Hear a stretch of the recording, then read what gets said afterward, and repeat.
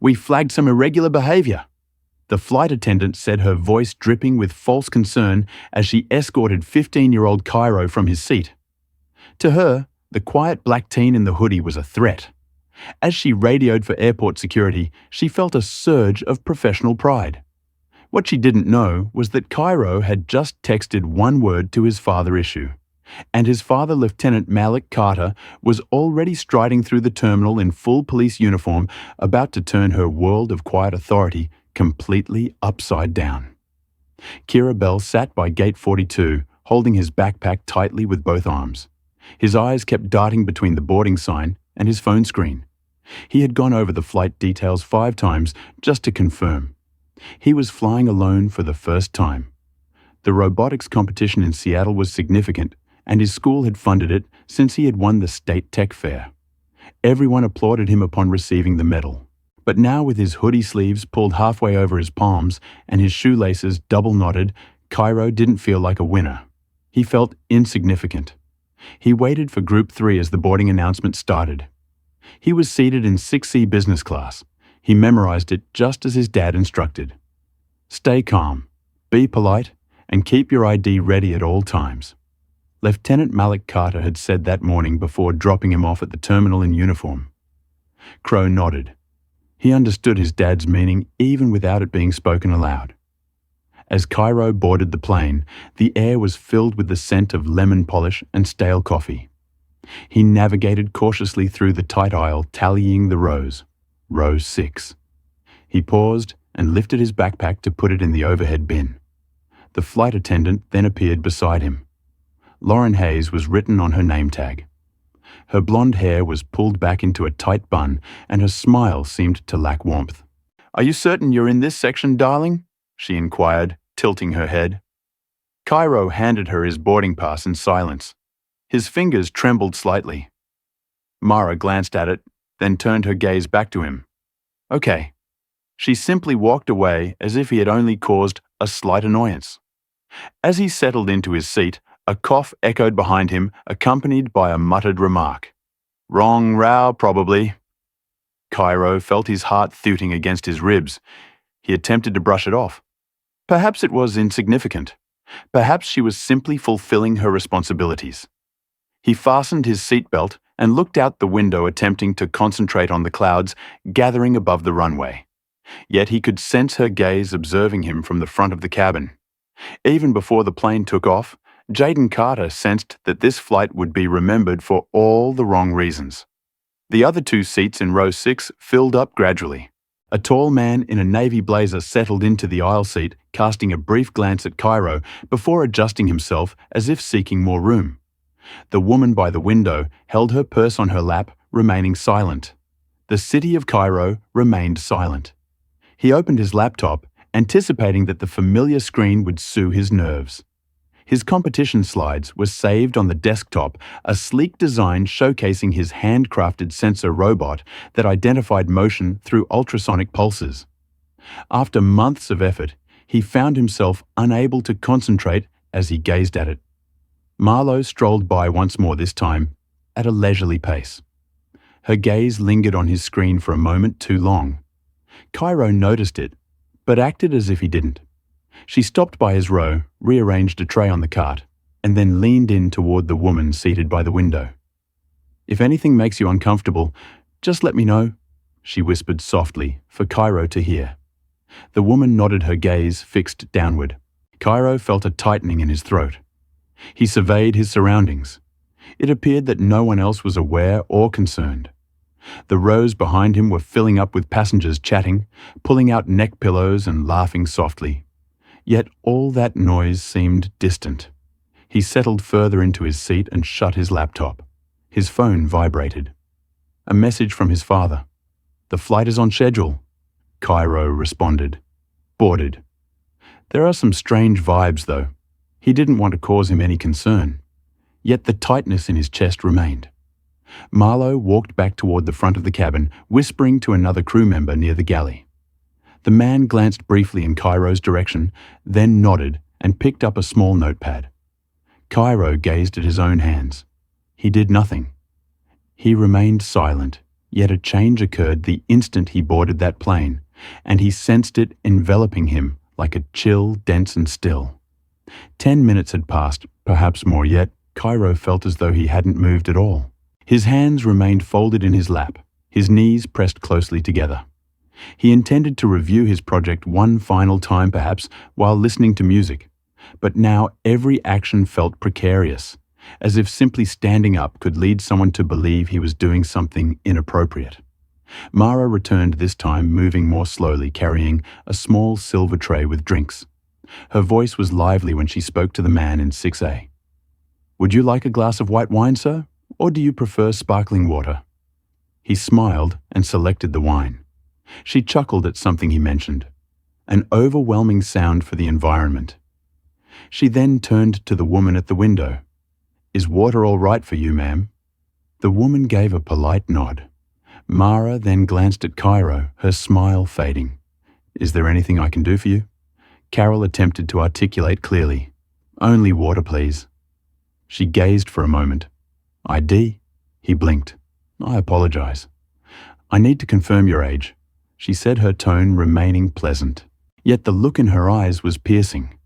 For the water, she added, even though it made no sense she hadn't asked the others. Cairo struggled with his wallet, took out his school ID, and passed it over. Mara looked at it briefly before returning it silently. She set the water cup down carelessly on his tray table, causing it to almost tip over. He gazed at it, not at her, not at the others, just at the cup. She turned and left before he had the chance to speak. He had no desire to speak regardless. What might he say? Did that cup of water seem like a warning? He felt he was being treated differently, yet no one would believe him. The man beside him took a sip of his wine and reclined in his seat, casting a glance at Cairo's hands resting on the tray. He didn't smile. He just looked, and then looked away. Cairo adjusted his position in the seat. The safety video started on the small screen above, yet his mind drifted away from it entirely. The plane was still on the ground, and his stomach already felt empty. His thoughts began to whirl in circles. Should I have spoken up? Was that strange, or am I just overanalyzing? I might have appeared anxious. Maybe she's just strict with all kids. Yet he was aware. At his core, he understood that this wasn't about rules. It was truly remarkable. Something that clung to the back of your neck and prompted you to sit up straighter. A feeling of not belonging in a seat that was already paid for. His phone vibrated once more. "Everything is fine." He stared at the message, remaining silent. The plane door remained open. Some last passengers were getting on board. Mara stood at the front, quietly speaking to the same male attendant once more. He now held a small tablet. She gestured toward Cairo's row with her chin. He took a quick look, just a single glance, and began typing. Cairo's heart beat faster. Not loud, not angry, simply quick. He gazed out the window, yet all he saw was the reflection of his own face. Feeling tense and quiet, uncertain about what would happen next, the cabin lights dimmed a bit as the doors ready to close, casting a gentle orange glow over the rows. Flight 274 was now officially on the clock, but Cirabel couldn't stop watching the crew's movements. Every whisper, every glance exchanged between Mara and the other flight attendant seemed to revolve around him. Perhaps it didn't. Perhaps he was simply being overly cautious. Yet beneath the surface, something felt off. He shifted in his seat, attempted to adjust the air vent above him, but paused midway. He didn't want to attract attention to himself. Here we go again. Not following the water, not following the ID check. Not after the way Mara said, "Sweetheart," as if it implied you don't belong here. Cairo looked down at the cup that was only half full on his tray. The plastic lid was slightly fogged with a small droplet trickling down the inside. He did not take a sip. He was unable to. The manner in which it was presented to him gave the impression that it wasn't intended for consumption. It was intended as a reminder. He reclined into the seat cushion, attempting to ease the tension in his chest. The seat was rigid, lacking the softness that first class was meant to provide. He wasn't in first class, but business class was still expected to be an improvement. It was meant to feel different. Yet all that Cairo experienced was a sense of vulnerability. A woman in her 30s, seated in the row opposite him, wrapped a cashmere blanket around her shoulders and began reading a romance novel. She didn't even look at Cairo. The man behind him was already asleep, his head tilted back and mouth slightly open. No one noticed it, or perhaps they did, but simply didn't care. Cairo slowly rubbed his palms together, attempting to center himself. His dad had cautioned him, not out of fear, but with careful consideration. Malik Carter avoided lengthy lectures. He shared subtle truths. Even when you're right, maintain your composure. There's always someone observing you with a misguided perspective. Those words resonated in his mind like an echo. Keep your composure. Maintain courtesy. Avoid providing them with a reason. What occurs when they have no need for a reason? The seatbelt indicator illuminated. The captain's voice resonated through the speakers, calm and steady. Ladies and gentlemen, we'll be pushing back from the gate shortly. The flight duration today is just under 4 hours. The other passengers hardly glanced up. Cairo remained still. Then it occurred. A gentle buzz emanated from Mara's handheld radio. She placed the earpiece against her ear, nodded, and made her way back toward Cairo's row. This time, she wasn't carrying anything at all, only her voice without a tray or water. She crouched a bit, leaning into the aisle. Her tone was soft, intended to be friendly, yet it felt overly steady, almost scripted. "Hello? Could you please step off the plane for a moment before takeoff?" She asked, her voice steady, as if she were inquiring about his snack preference. Cairo blinked. "Why, it's merely for a quick verification," she said, offering a faint smile. "Typical protocol. We simply need to ensure that everything is organized." He repeated it in order, his mouth suddenly dry. "It won't take more than a minute," she added, remaining crouched still, wearing that same expression that was not entirely concern. It wasn't exactly kindness either. Cairo didn't respond. His hands moved toward his seatbelt instinctively, but then hesitated. Everything in him screamed, "This isn't normal. This isn't standard. He isn't holding any kind of weapon. He hasn't done anything strange. He hasn't even spoken since boarding." His voice came out smaller than he intended. "Is there a problem?" "That's not always the case," she replied. "We've received some concerns from the front. That's all?" Cairo's eyes flicked around. Everyone was now paying attention. The same passengers who had overlooked him for the last half hour were now glancing over their newspapers, peering between seats, intrigued and silent. The man next to him shifted once more. The woman by the window pulled her bag slightly closer. And in that moment, Cairo realized it didn't matter what he had done. It didn't matter how polite he was, his competition badge, his robotic slides, his school ID. None of it changed the story that had already formed around him. He thought about texting his dad. He thought about standing up and doing what she asked, but all he could do was sit still and feel the heat rise behind his eyes. Not anger, not yet. Just the quiet kind of fear that builds when you're too young to know how to stop something and too smart to believe it will stop on its own. Cairo didn't move. His seatbelt remained fastened, his hands resting tightly on his thighs. The silence around him thickened. Mara stayed crouched, still smiling, but her eyes had gone hard. The kind of hard that didn't blink first. She wasn't asking anymore. She was waiting. His mind raced in every direction. He had followed every rule. He had arrived early, cleared security, shown his ID, stayed in his seat. He hadn't raised his voice or asked for anything twice, and still, somehow, he had become a problem. He looked past Mara toward the cockpit, wondering who exactly had concerns. Had someone called her? Had she made it up? Was it just her?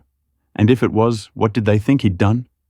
He considered standing up to ask for the captain or to speak for himself. But as that image formed in his mind of him rising from his seat in a cabin where everyone was already watching him like he had done something wrong, he froze. One wrong gesture, one panicked movement, and everything could spiral. It wasn't fair, but it was real, and he knew deep in his chest that fairness didn't matter here. Sir Mara repeated this time without the soft voice. "We need to verify your travel status. I'll need you to come with me."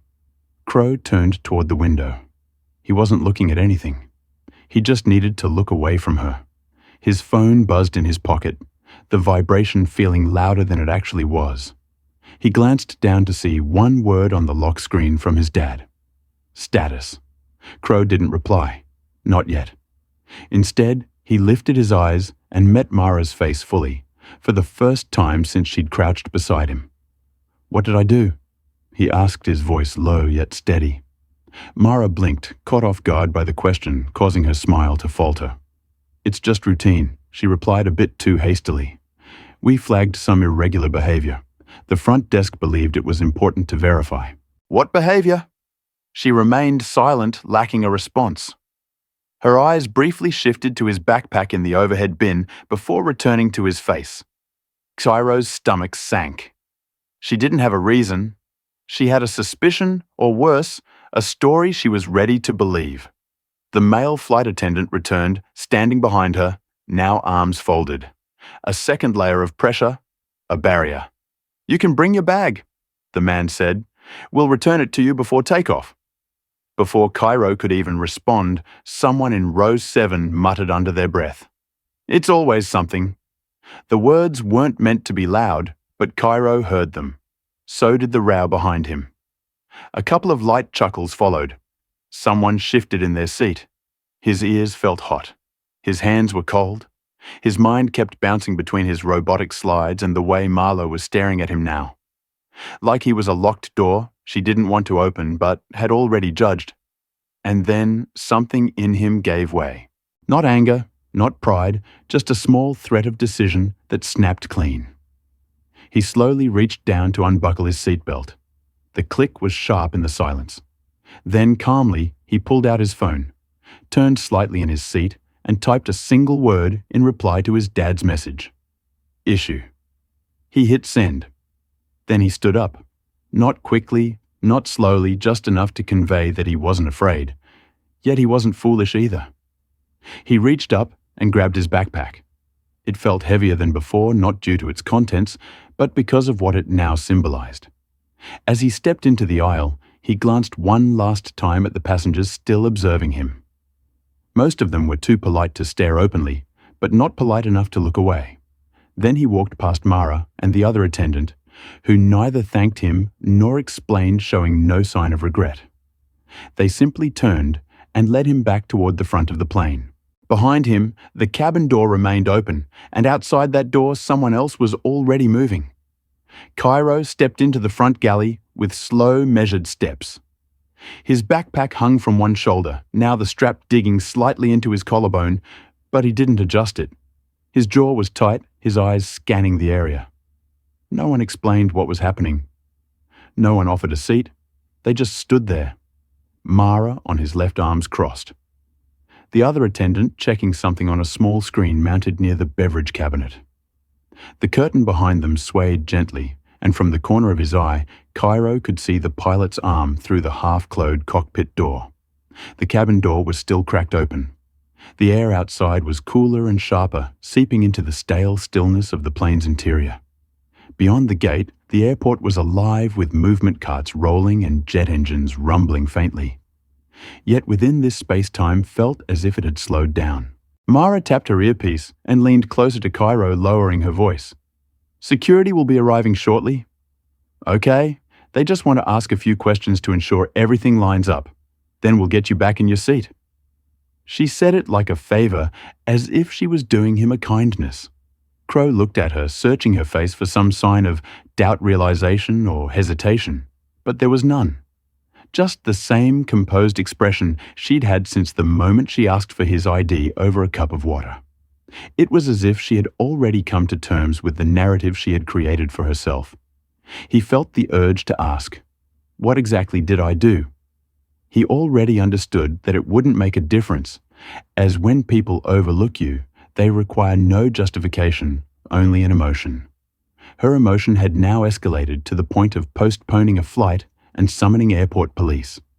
He shifted his weight from one foot to the other. His palms were sweaty. And the longer he stood there, the more it felt like he was shrinking. Not physically, but in the way people look at you when they've already decided you're a problem they need to solve. And then he heard it. Footsteps. Not hurried, not loud, but steady. A voice followed. Calm, firm, familiar. Where is passenger? Crow turned his head swiftly this time. There, just outside the cabin door, stood a tall figure in complete police uniform. The dark navy jacket, crisp pants, heavy belt, and silver badge were all in order. The man's face remained calm, yet his eyes were meticulously observing everything. Not with panic, not with anger, but with a sense of quiet calculation. It was his father, Lieutenant Malik Carter. For a moment, Cairo stood still. The surprise wasn't from seeing his father. It stemmed from the way the surroundings responded to him. Mara straightened. The other attendant averted his gaze. Even the ground staff just beyond the gate hesitated, uncertain whether to speak or step aside. Dorian stepped onto the plane without asking. His voice remained steady. He didn't need to inquire if Cairo was all right. One glance was sufficient. He took a slow breath and then looked directly at Mara. I received a message from my son. What exactly is the issue here? His tone was low, polite, and controlled, yet it sliced through the air like cold steel. Mara opened her mouth, but no words came out at first. She blinked clearly, not expecting this version of parent to walk through the cabin door. Not like this, not in uniform, not with a badge that held more authority than hers ever would. We had some concerns from the crew, sir. She began, her voice a little higher now, a little less certain about some behavior. It's just protocol. Dorian looked at her in silence for a full 2 seconds before responding. My son is 15. He was sitting in his assigned seat. He boarded with his proper documents. He texted me that a flight attendant requested ID to serve him a cup of water, then had him removed from his seat without explanation. I'm going to ask you again directly. What exactly did he do that warranted that call? Mara glanced toward the other attendant who busied himself with the tablet. Dorian's hand rested lightly near his radio, not threatening, just grounded. His voice remained even, but now it carried weight. If you can't give me a clear answer, then I'll be filing a bias report with the Aviation Behavior Review Board on the spot. Cairo felt something shift in the air. Not loud, not dramatic, but real. Mara hesitated. It might have been a misunderstanding. Dorian took a slow step forward. No, it wasn't a misunderstanding. It was a choice. And you made it. Carol's throat tightened. For the first time since he stepped on the plane, he felt taller. Not because anything had changed about him, but because someone who looked like him had walked in with more authority than the people who had tried to reduce him. And in that moment, Cairo understood something very clearly. This flight was never about a seat or a safety protocol. It was about what people expect when they see someone who looks like him in a space they don't think he fits into. And his dad, he didn't yell. He didn't threaten. He just stood there, silent, firm, and dressed in the very uniform that should have protected his son from being seen as a threat in the first place. But it hadn't. And now someone would have to answer for that. Mara took a step back. Her lips parted slightly, as if she had more to say, but the words never formed. Her eyes flicked between Cairo and Lieutenant Malik Carter, trying to find a safe place to land. But there wasn't one anymore. The uniform, the badge, the calm but heavy voice. It had all landed too cleanly, too sharply. And now, she was standing inside the exact spotlight she'd spent years avoiding. A spotlight she never expected would come from someone like him. I didn't mean any harm, she finally said, barely above a whisper. We just had to be cautious. You understand, right? Dorian tilted his head slightly. He didn't blink. He wasn't loud. He didn't need to be. Crow had seen his dad speak this way once before when a city council member had tried to brush off a pattern of patrol stops that targeted teens in certain zip codes. Calm tone, steady pace, no shouting, but the words left bruises. Mara stepped aside, her back stiff as the other attendant quietly disappeared through the curtain toward the rear. No one wanted to be part of this anymore, not directly. Cairo stood a few feet behind his father, his backpack still slung over one shoulder. He hadn't said a word yet. He didn't know how to. His chest was tight with everything. Shame, relief, anger, and something else he hadn't named yet. Maybe it was sadness, not because of what happened, but because of how normal it had felt to be singled out. Somewhere inside him, he had expected it. That expectation hurt more than the moment itself. Dorian turned slightly toward him. "You okay?" Cairo nodded slowly, but Dorian knew better. He didn't press. He didn't say, "You should have called sooner." What held you back from speaking up? He gazed at his son with eyes that fully grasped the burden of unspoken injustice. Then he faced Mara, who was gripping her service manual as if it could offer her protection. "Here's what's going to happen," Dorian stated. "My son will return to his seat. This flight will depart as scheduled, and your supervisor will receive a formal complaint along with a transcript of this interaction. If any documentation regarding this incident categorizes him as a disruption, I will take it upon myself to file a grievance with the Department of Transportation and demand an independent audit of your crew's bias record. Is that clear?" Mara nodded, her lips tightly pressed together. Dorian stated, "If anyone from this cabin so much as looks at my son without complete professionalism, I will request body cam footage from every gate surveillance camera starting from check-in." I am fully aware of the duration for which those archives are maintained. The silence that followed was not devoid of meaning. It was filled with a weight that no apology could erase.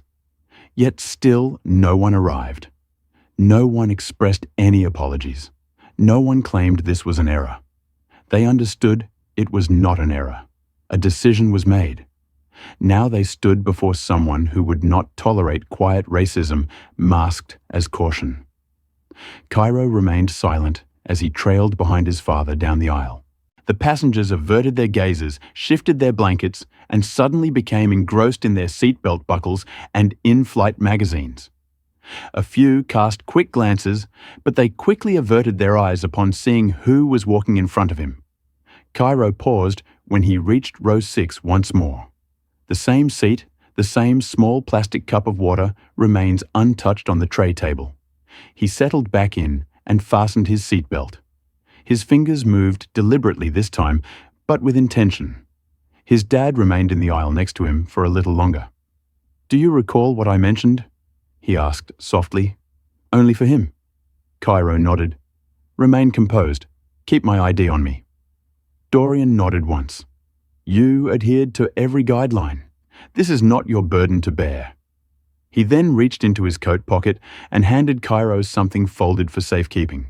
It was a printed copy of the Robotics Nationals itinerary stamped and signed by his school principal, along with a second sheet containing his name competition number, school address, and emergency contact. Official, laminated. "You go win that trophy," Dorian said. Then he turned and walked out the cabin door without another word. The door shut behind him with a quiet click. The plane began to move, easing back from the gate, its wheels bumping softly against the concrete as it turned toward the runway. Inside the cabin, everything returned to normal on the surface. But for Jaden Carter, nothing about this flight felt normal anymore. The flight attendants moved down the aisle conducting safety checks, speaking in quiet, rehearsed tones and avoiding eye contact with row 6 entirely. Mara didn't pass his row again. Another crew member, one who hadn't been involved earlier, walked through instead, head down, smiled tight. Cairo sat still, arms crossed over his chest, his backpack wedged between his feet. The laminated sheet from his father lay folded on his tray table. He hadn't put it away yet. A part of him didn't want to, not because he needed it, but because it reminded him that someone had shown up when it counted. Someone had seen him, but even that couldn't erase what had happened before. His eyes drifted to the front of the plane where the curtain had been drawn shut. The same spot he had been pulled to. The same space where the silence had been louder than any shouting could have been. The place where he had been asked to explain himself without ever being told what crime he was defending against. His chest still felt tight. He leaned back against the seat trying to steady his breathing, but the pressure hadn't left. The whispers from before still echoed in his head. It's always something. Wrong section. Unaccompanied minor. Each phrase harmless on the surface, but soaked in quiet judgment. He stared at the cup of water again. The plastic lid had a slight crack in it now, probably from how hard it had been placed on his tray earlier. He hadn't touched it. He wouldn't. It was more than water now. It was a reminder of how quickly people can turn a kid into a threat based on nothing but a glance. The man beside him, who had avoided speaking the entire time, finally shifted.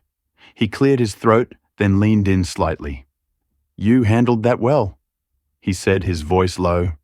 Cairo didn't look at him. "I didn't do anything," he said. "I know," the man replied. "That's what I meant." There was a pause, a long one. Cairo's hands tightened around the edge of the tray table. It wasn't that he needed validation from a stranger. It wasn't that he needed anyone to explain what had happened. He understood exactly what had happened. That's what made it worse. There was nothing unclear about it. He had done everything right. He had been polite, prepared quiet, but none of that had shielded him. And that's what sat heavy in his chest now.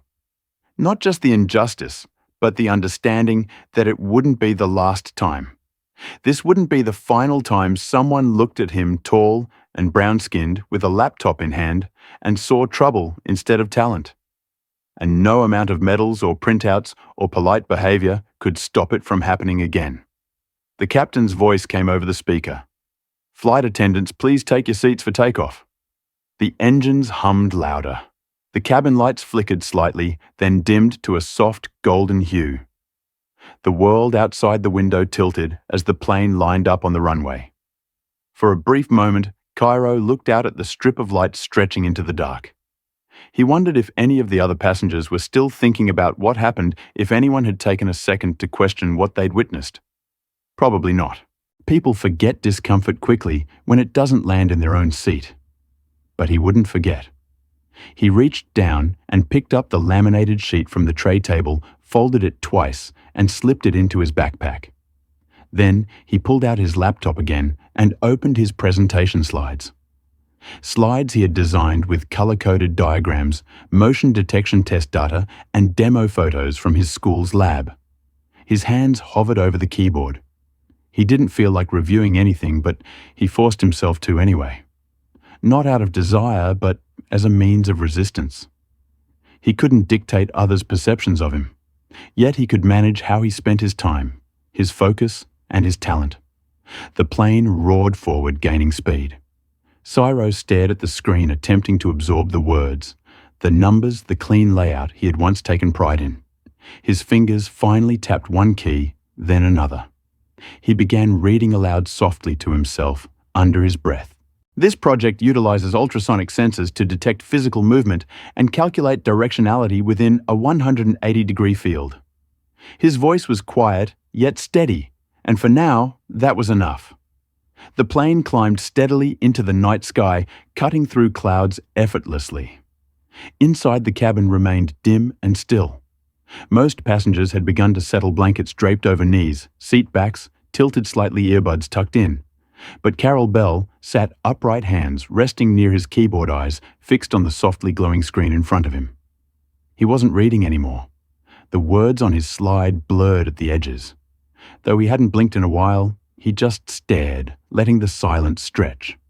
It wasn't a peaceful kind of silence. It was the kind that came after a storm, not because things had calmed, but because everything inside had been pushed down to keep from spilling over. He wanted to feel proud again. That's what this trip was supposed to be about. His school had taken photos when he qualified. His principal had called him our future engineer. He'd even smiled for his mom's camera twice at the airport drop-off, even though he hated pictures. He had felt something then, something close to possibility, like he was stepping into a new space, one that maybe had room for him. But now, all of it felt thin, stretched like a story told by someone who wasn't sure of the ending anymore. He closed the laptop slowly, the soft click louder than expected in the quiet cabin. He placed it gently back into his backpack and zipped it, pressing the zipper all the way to the corner as if sealing the tension with it. His eyes drifted toward the aisle. The flight attendant, who had replaced Mara on the cabin rotation, came by quietly with a cart of snacks. She didn't stop at his row. She served the passenger behind him, then moved on without a glance. Cairo didn't care about pretzels or soda, but still it stung. He looked down at his hands. His fingers, long and slim, had dirt under the nails from the project setup that morning. He hadn't noticed it earlier. He rubbed his thumb across one fingernail, trying to scrape it clean. It reminded him of something his dad used to say when Cairo was younger, in building robots out of Legos. "People won't always see what your hands are capable of," he'd say. "They'll primarily focus on the color. Your job is to do the work regardless." Cairo continued to rub the edge of his thumbnail, causing the skin around it to reen. He wasn't angry. Not really. He was weary. And that weariness didn't stem from the early morning, the weight of the backpack, or the ascent to 30,000 FT. It came from holding himself in place, from shrinking, from making himself smaller and quieter and more acceptable for people who still found ways to see him as a threat. He leaned his head back and stared at the ceiling. The small overhead light above his seat glowed faintly, catching the edge of his cheek. He wondered, would this be the story people told about this flight? Would anyone remember the boy who got pulled from his seat for no reason? Or would they only remember that the plane landed safely and nothing went wrong? He wished he could forget it. He wished it had just been a flight with soda leg room and a window seat. Nothing more. But now it was marked burned into him, and he hadn't even left the East Coast yet. From a few rows back, a child laughed. A soft, silly giggle that floated over the hum of the engines. Cairo glanced over his shoulder, but couldn't see the kid. Just the sound, bright and untouched. He turned back to face forward and slowly pulled the window shade up. Outside, the world was black, but above the stars were sharp scattered across the sky like pinholes in velvet. He hadn't expected to see so many, not with the city lights below. But they were there, unbothered, untouched, unchanged. He leaned slightly toward the glass, letting the cool window press against his temple. For the first time since he'd boarded, he let out a breath he didn't know he'd been holding. He didn't cry, but something inside him softened. Not because it was over, but because he had survived it without shouting, without breaking. And that realization was its own kind of resistance. The plane had leveled out, cruising steadily above the clouds. Jaden Carter remained motionless by the window, his breath slightly fogging the glass. He chose not to wipe it away. The faint blur on the window seemed to reflect the state of his mind, muffled, half-clear, still spinning. Below them, cities glowed and leaves continued to move on. People were sleeping in homes where they felt safe, yet 30,000 F'd in the air.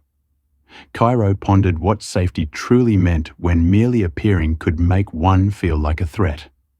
He gradually adjusted his position, tucking one leg beneath the other. The seat creaked softly. He looked toward the aisle once more. Mara hadn't returned, but he could feel the quiet that followed her like a perfume that lingered even after someone left a room. The man sitting next to him had put on headphones, not noise-cancelling ones. Cairo could still hear the faint thump of bass. Probably something old school. He looked like the type, but it didn't matter. What mattered was that no one had said anything else to him. Not a single crew member checked to see if he needed a blanket or headphones or if he was comfortable. It was easier for them this way. Avoiding was always safer than admitting, safer than facing the discomfort that settles when you're forced to look at something too close. He reached into his hoodie pocket and pulled out the bracelet his dad had given him. A simple black band with a small square chip embedded on the inside. GPS linked, his father had insisted. Not for control, he'd said, for peace of mind. Cairo had rolled his eyes at the time. Now he rubbed the chip slowly between his fingers. How many 15-year-olds flew with location tracking on their wrist because their parents were scared? Not of the world outside, but of how the world would see them inside places like this. He swallowed, not fear, just truth. He stared at the back of the seat in front of him where a laminated safety card stuck out from the pouch. He reached for it without thinking and turned it over in his hands. His mind wasn't on the diagrams. It drifted instead to his school, his team, his robot, safely packed in a separate cargo case under the plane. He reflected on the pride his teacher had shown while they went over his project timeline and the excitement of his classmates when he shared details about the trip. He had envisioned this flight as a moment of tranquility before the whirlwind of competition. Perhaps he would review his code watch, a movie, enjoy a salty snack, and doze off with his head resting against the window. Now it was something else entirely. This flight had given him another kind of education, one that didn't come with blueprints or circuit boards, one he didn't ask for. He leaned his head back again, breathing slow. It wasn't just about what had happened earlier. It was the way people around him had stayed quiet. The man behind him who muttered, "It's always something," but never looked again. The woman across the aisle who pulled her purse close. The attendant who watched Marlowe whisper, but kept serving drinks. He thought about that, not with bitterness, but with clarity. This was the part that stuck. Not the accusation itself, but the quiet that let it happen. His phone was in his lap screen black. He tapped it once and unlocked it. A message from his dad still glowed near the top. "Let me know if anything changes. I'm nearby." Nearby, even at cruising altitude. Even after walking off the plane, his dad was still close. That thought struck him harder than anything else. It wasn't loud or dramatic, just solid like a wall standing behind you when everything else feels paper thin. Crow typed back slowly back in seat, plane in air. "Good now." He paused, gazing at the blinking cursor, then added, "Thanks for coming." He pressed send and set the phone face down on the tray table. He didn't want to watch the rest of the movie he had planned to stream. He didn't want snacks. He just wanted this flight to be over. Not out of fear, but because he had things to do. A competition to win a robot, to present a name to defend. Not because it was on trial, but because people kept treating it like it was. Cairo leaned his forehead against the window again. The stars remained in place. They didn't blink or shift. They simply existed as they were visible, solid indifferent. Perhaps that was what he needed at that moment. Not comfort or apology, just space to exist, unbothered and untouched. Yet the hours dragged on elongated by a silence that offered no invitation to sleep. A silence that settled in the chest and kept the mind restless, even while the body remained still. Jaden Carter hadn't moved much since takeoff. The cabin lights had been dimmed further after the drink service, casting a soft bluish glow that made everything look quieter than it was. Some passengers had slipped into sleep with their heads tilted neck pillows propped awkwardly. A few screens still glowed here and there, half-watch movies, pause games, but most of the plane had gone still. But Code didn't close his eyes. He sat in row 6, seat C, upright and wide awake. Not because he wasn't tired, he was, but the kind of tired he felt didn't come from his body. It came from what he was holding in his head, a string of thoughts that kept tightening. He replayed it again. The boarding. The first glance from Mara, the ID check for water. The whispered conversations the moment she asked him to step off, and then the sound of his father's boots against the jet bridge floor. It looped in pieces, not as one long scene, just snapshots, a flicker of her expression, the way passengers turned but never spoke. His own silence, how he hadn't asked why until it was too late, and how even that didn't matter. She hadn't answered. What stuck with him the most, what dug deeper the longer he sat here, was how quickly everything had unfolded. How little time it took for someone to press a button and quietly decide he was worth calling someone for. Not because of what he said, not because of what he did, just because. He shifted again, rubbing his eyes. Not because he was sleepy, but to press something back inside. He wasn't angry anymore. Not exactly. He wasn't scared either. That part had passed when his dad walked in and took up the space no one else dared fill. What he felt now was harder to name. It was something that sat deep like disappointment, but bigger, wider, like the shape of something you can't quite describe, only feel. He picked up his phone again and scrolled without really looking, just needing something to move beneath his fingers. After a few seconds, he opened the photo app and navigated to the folder labeled Project Bellbot. There it was, a series of progress pictures. His robot version 1, bulky and uneven. Version 2, smoother, but still glitchy. Version 3, featuring a clean silver frame, functional light sensors, and full range of motion. The final picture was taken from the school lab just 2 days ago. The robot stood upright, its red LED light blinking in its core.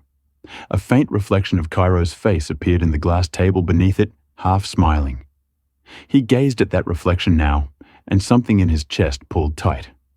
That kid smiling still felt a little too far away. He tilted the phone down, then placed it back in his hoodie pocket. He thought about his dad again. How he'd walked in with full uniform, zero hesitation, not a flicker of uncertainty, how he'd spoken clearly and directly, while the flight attendants suddenly forgot the story they'd been building. And it made him wonder, why does it take a badge for people to listen? Why did it take a uniform to make them pause? Would they have even looked twice if his dad had walked in, wearing jeans and a t-shirt? The question stung because he already knew the answer. And yet, that truth didn't make him feel smaller. Not now. Not anymore. It made him sharper, more awake, like he just understood something bigger than the flight, bigger than the humiliation, bigger than the apology he never got. It was this. The world didn't bend toward fairness on its own. You had to push it. Not by yelling, but by showing up. By standing your ground when someone tried to push you away. By ensuring that if they viewed you as a problem, you became an issue they had to address. He pressed his back into the seat and let his shoulders relax. Then he slowly reached into his bag and took out his notebook. Not the laptop this time. The notebook. The one with handwritten sketches, diagrams, little thoughts scribbled in corners. He flipped past the pages of design models and landed on a blank sheet. Then he picked up a pen. Not to work on his robot. Not yet. Instead, at the top of the page, he wrote in small block letters, Seat 6C Day. They attempted to render me invisible. Beneath it all, he started to write. Not a complaint, not a rant, just a straightforward list. What occurred, what was said, what went unsaid, who turned away, what he felt, and what it all signified. He understood something now. He wouldn't merely triumph by constructing robots. He would win by remembering, by ensuring the silence didn't erase him, by leaving behind more than just a story people might forget. He would leave a record. The pen moved slowly in Jaden Carter's hand, the point scratching lightly against the paper as the engine hummed beneath him. The words didn't come quickly. They weren't dramatic or poetic, just true, one thought at a time. Simple, clear, brutal in their plainness. The flight attendant asked for ID to serve me water. I was told to step off the plane without explanation. Passengers watched. No one said a word. My father arrived in uniform. The tone in the room changed. He paused after that last one. His fingers hovered above the paper, gripping the pen a little tighter now. He stared at the sentence, unsure whether to underline it, cross it out, or just leave it as it was. It said too much and not enough all at once. Why did it have to take that? Why wasn't his presence enough? He'd done everything right, carried himself, carefully, sat quietly, moved respectfully, and yet all it took was a glance, a suspicion, and a story was written around him before he had the chance to speak a single line. He blinked slowly and looked up, not at anything in particular, just to give his eyes a rest. His neck cracked slightly as he rolled his shoulders. The seat still felt stiff under him. The air around him hadn't warmed. He thought back to the terminal, to the moment before it all started. He had felt nervous, yes, but also excited. He'd replayed his presentation in his head, his practice speech timed almost perfectly. He'd even thought about what snack he might get on the plane, whether he should skip it to stay sharp. That version of himself, The one with the medal around his neck and the school cheering him on felt like a ghost now. Not gone, but flickering. He wondered how long it would take to regain that feeling. The one where the world didn't seem to have its thumb pressing gently constantly on the top of his head. He flipped to the next page and wrote a single line at the top. What I wanted from this flight.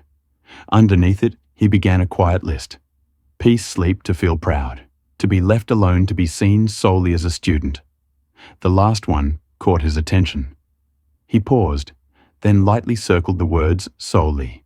He didn't desire special attention. He didn't need accolades for boarding a plane or winning a school prize. He simply wanted the same blank slate assumption that other kids received the benefit of the doubt. But instead, he had been compelled to demonstrate something that others were not required to show, that he wasn't a threat, that he had a rightful place in that seat, and no one had articulated it openly. That was the most painful aspect.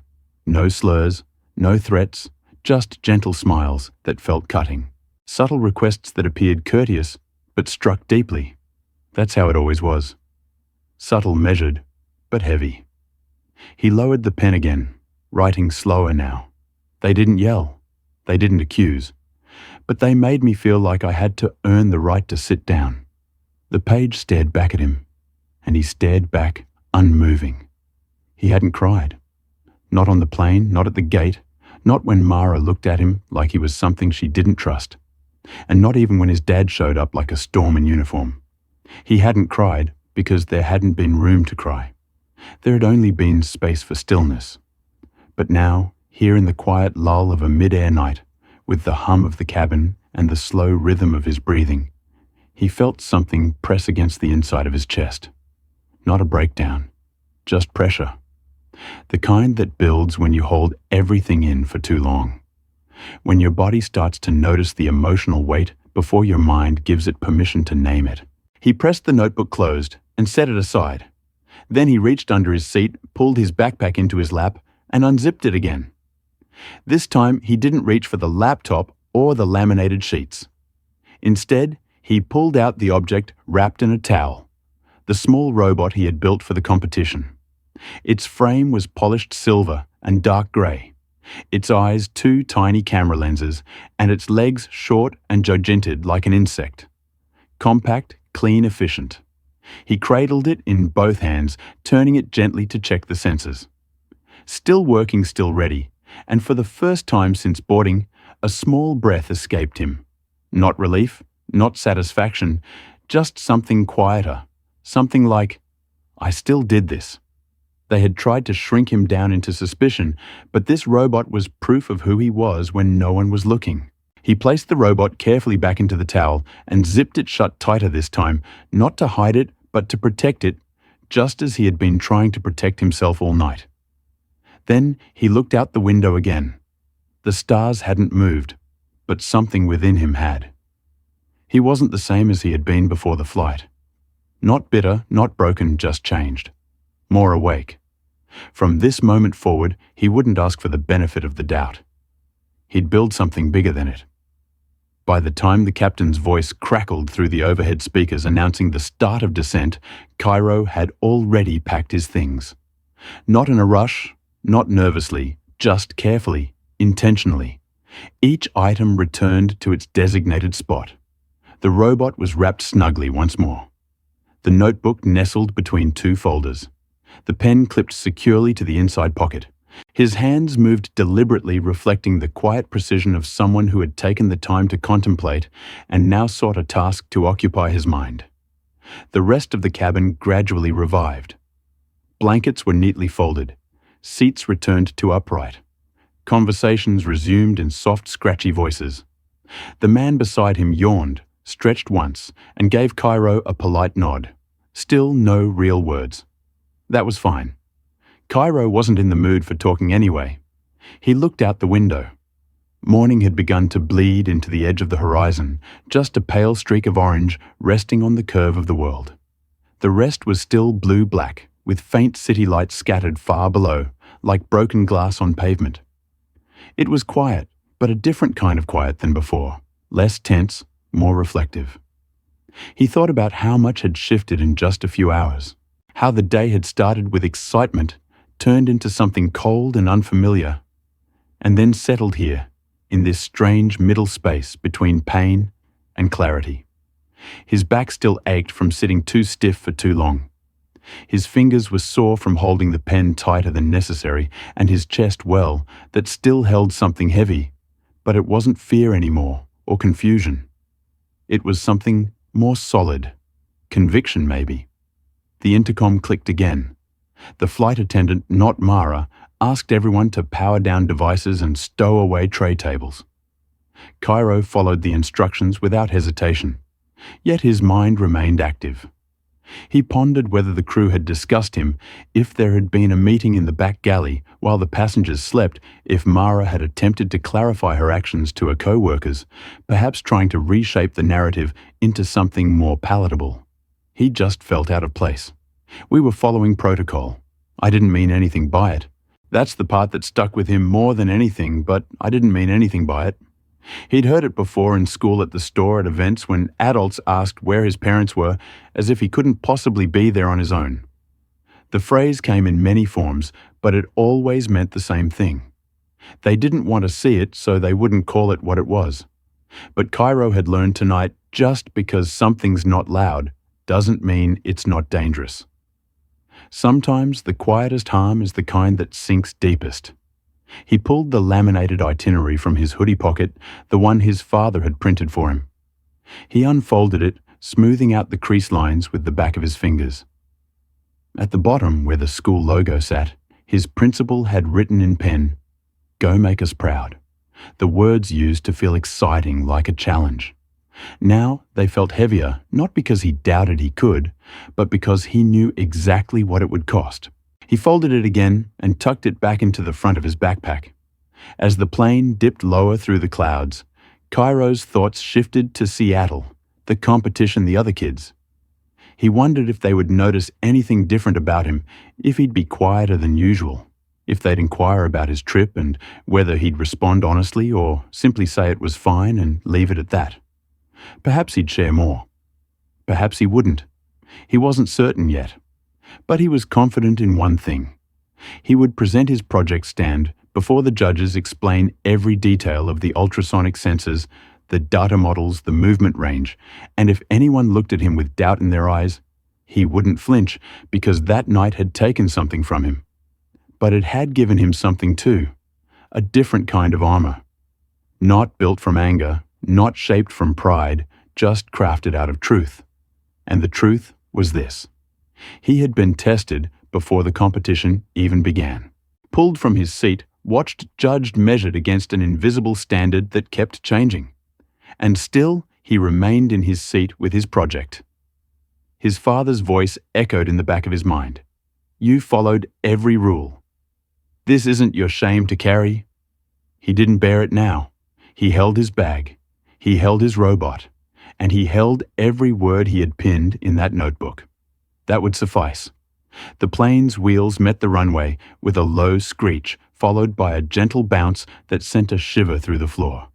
Jaden Carter felt it in his spine, in his arms, and the soles of his feet. His body instinctively braced itself, even though the moment passed in seconds. Just like that Flight 274 was on solid ground again. But Cairo's mind wasn't there yet.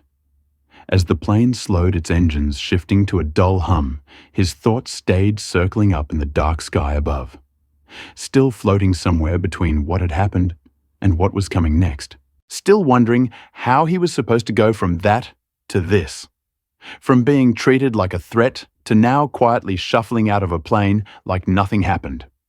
The seatbelt sign dinged. The cabin lights brightened to a soft white. Passengers around him stretched and stirred, the usual post-flight rustling beginning. He sat still, his hands resting on his thighs, fingertips pressing gently into the fabric of his pants. He listened to the sounds, seat belts unbuckling overhead bins, creaking open plastic bags crinkling. A few voices murmured about connecting flights and rental cars. Life resumed, but for him, the moment still hung in the air like a room where someone had just shouted and no one wanted to mention it. The man beside him stood and reached for his carry-on. As he did, he paused just for a second and looked down at Cairo. "Take care, kid," he said. Cairo glanced up and gave a small nod. He didn't know what else to do with the comment. He appreciated it. Maybe or maybe not. It was hard to tell. The words were soft, but they didn't undo the silence from earlier. Still, they were something, a small flicker in a space that had mostly chosen to stay dim. He waited until the aisle had cleared a bit before standing. He moved slowly, methodically, with no rush. He reached for his backpack, slung it over one shoulder, and double-checked the front pocket. Robot-secured notebook sealed. Everything that mattered was still with him. As he stepped into the aisle, he felt it again. That invisible weight that always seemed to come when he moved through spaces not built with him in mind. The way eyes sometimes lingered. The way people gave just enough room, but never too much warmth. It was subtle, always subtle. But he had learned to feel it. He walked past the rows, past the curtained galley, past the door where everything had shifted hours earlier. Marlo wasn't there. She had been replaced by another attendant with short dark hair and tired eyes, who said nothing and didn't meet his gaze. That was fine. He didn't need eye contact now. He didn't need a final word. The damage had already been done and survived. He stepped off the plane and into the tunnel. The air was cooler here, thinner, like the transition between two stories that didn't match. He followed the narrow path toward the gate. His shoes tapped quietly against the rubber flooring. Each step forward soft but sure. At the end of the tunnel, the brightness of the terminal opened up around him. White lights blinking arrival screens, people in business suits walking fast, a family struggling with too many bags. Someone on the phone talking loudly about a hotel shuttle. He kept moving. Somewhere ahead, a volunteer held a sign with his school's name on it. West Grant Regional STEM. The woman holding it wore a yellow staff lanyard and smiled when she spotted him. "You must be Cairo." "Glad you made it in safe," she said cheerfully. He nodded, adjusting the strap on his shoulder. "Yeah, thanks." She began discussing baggage claim and schedules, but her voice faded slightly as he scanned the terminal. He spotted something near the window. A man in uniform, standing tall, not moving. Lieutenant Malik Carter. His dad. Their eyes met. Dorian gave the smallest nod, didn't wave, didn't walk over, just stood there watching, making sure. Crow didn't smile, not because he wasn't glad to see him, but because something about that moment felt like it needed stillness. They didn't need words. Not yet, not here. He nodded back, then turned and kept walking. Because this next part, the competition, the presentation, the crowd, this was his space. One no one could shrink him out of. Not now, not after everything, not when he was still standing. The auditorium buzzed with low chatter and distant footsteps as teams moved in and out of the backstage area. Bright banners hung from the rafters announcing the National Youth Robotics Challenge 2025. Rows of display booths lined the walls, each adorned with diagrams, screens, and meticulously arranged robots. Some students rehearsed their speeches one final time, while others paced nervously. A few simply sat with their eyes closed headphones in attempting to shut out the surrounding chaos. Jaden Carter stood behind his assigned table booth, number 34. His robot sat center stage, small and sleek, with wires hidden and sensors glowing a steady green. The judges had already passed by asking a few polite questions and scribbling notes on their clipboards. His live demonstration was next just 10 minutes. That was all he had. He adjusted the collar of his school-issued polo, smoothed the edge of the white paper display board, and glanced at his reflection in the screen of his tablet. His face appeared calmer than he felt. Inside, there was a quiet storm still moving through him. Not panic, not nerves, just the residue of everything.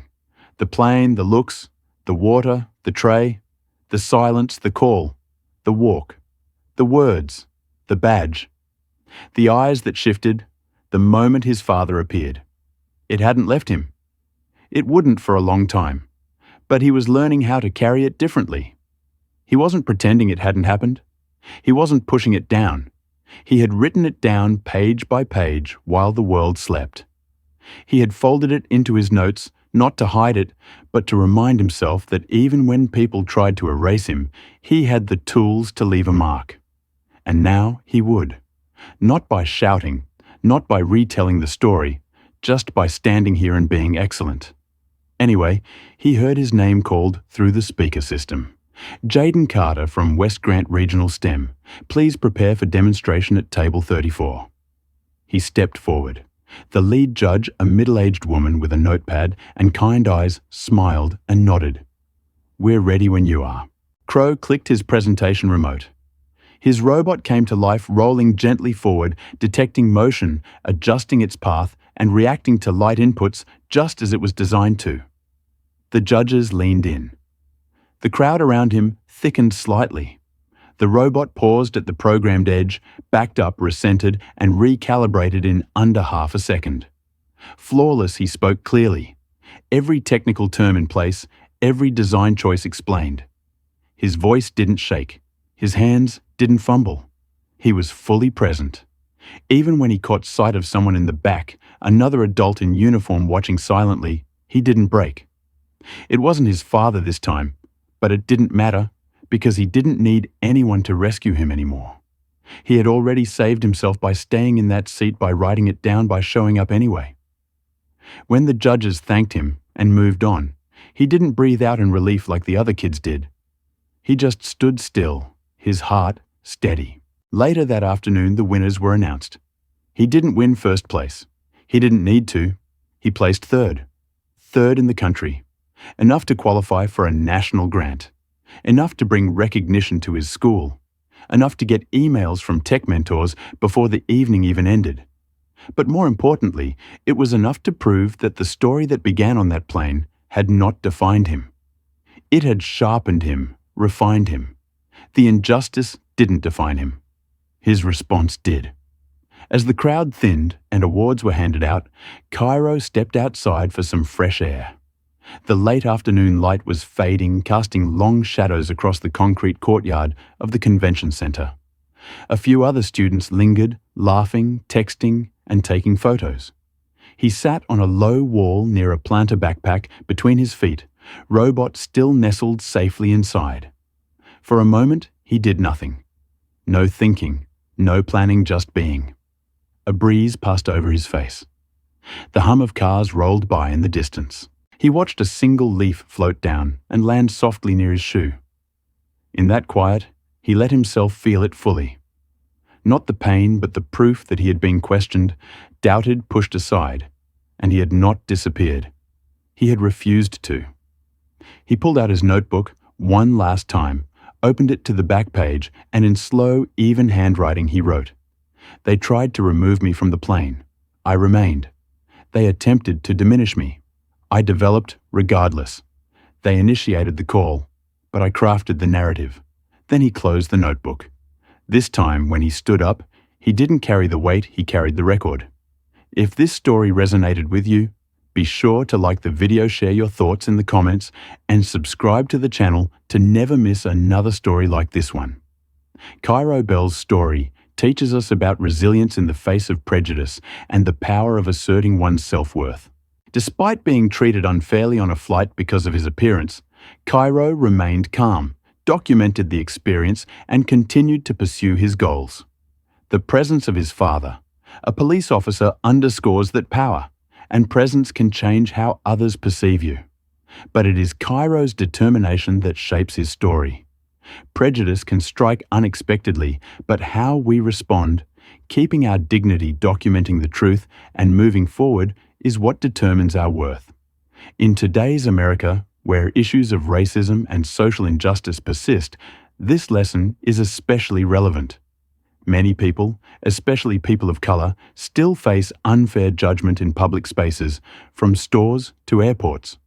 Learn to stay calm and confident like Cairo in the face of injustice. Document your experience through journaling, video, or reporting to protect the truth. More importantly, continue to pursue your passions and goals despite the obstacles. In an American culture where individuals are encouraged to speak up, telling your story clearly and constructively, as Cairo did in her notebook, is a way to avoid being erased. Build an armor of truth and persevere as Cairo did to claim your place in society.